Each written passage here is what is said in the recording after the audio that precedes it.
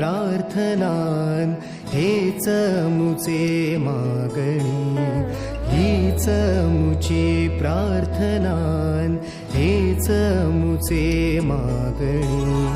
माणसाने माणसाशी माणसा सम वागणे,